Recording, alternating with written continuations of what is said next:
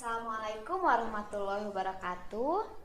Bertemu lagi dengan saya Ibu Suci pada mata pelajaran fisika. Nah, untuk pertemuan kali ini Ibu akan menerangkan mengenai materi fisika di kelas 10. Oke. Untuk pembahasan kali ini kita akan membahas mengenai besaran pokok. Adapun tujuan pembelajaran pada pertemuan kita kali ini yaitu melalui metode daring dan studi literatur diharapkan peserta didik dapat 1. Memahami besaran pokok, 2. Menyebutkan jenis-jenis besaran pokok itu apa aja. Oke, selanjutnya kita bahas mengenai besaran pokok.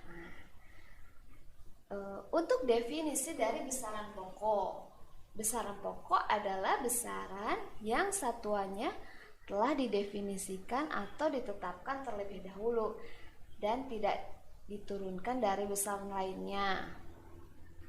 Maksudnya gimana ya?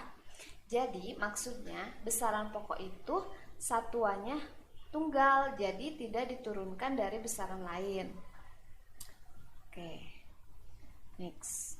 Nah, macam-macam besaran pokok itu ada. Untuk macam-macam besaran pokok, yang pertama nama besaran satu panjang dan satuan internasionalnya itu meter dengan lambang satuan M huruf kecil.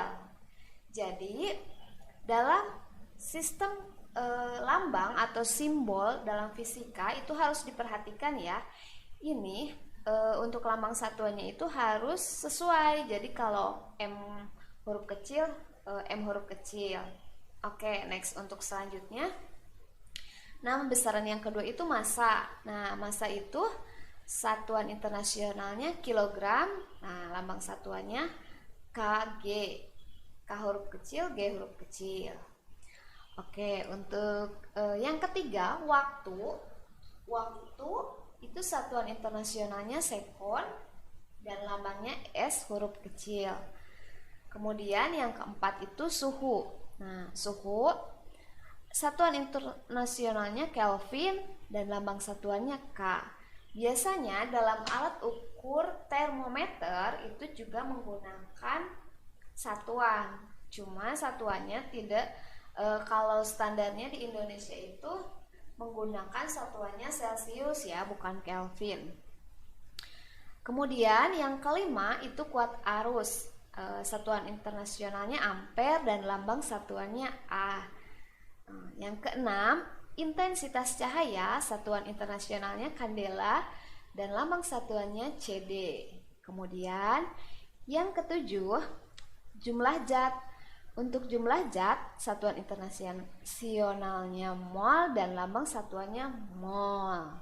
Gimana? Udah paham? Atau masih bingung? Ini untuk besaran pokok wajib dihafalkan ya, karena sebelum kita melangkah ke persamaan atau rumus-rumus selanjutnya itu harus tahu dasar-dasarnya dulu. Bagaimana kalau kita akan mengukur panjang, ya udah pasti satuan internasionalnya meter gitu. Oke, kita ke slide selanjutnya. Nah, ini satuan itu suatu ukuran yang ditetapkan. Jadi satuan itu nilainya baku, tidak seperti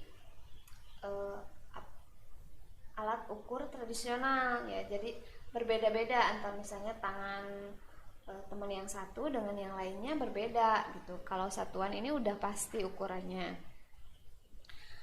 Untuk satuan itu contohnya meter seperti yang tadi dituliskan ya di slide sebelumnya. Kemudian ada kilometer untuk satuan panjang, itu untuk mengukur jarak. Kemudian satuan waktu itu detik, menit, dan jam. Oke, untuk satuan massa itu ada gram, kilogram, dan masih banyak lagi yang lainnya.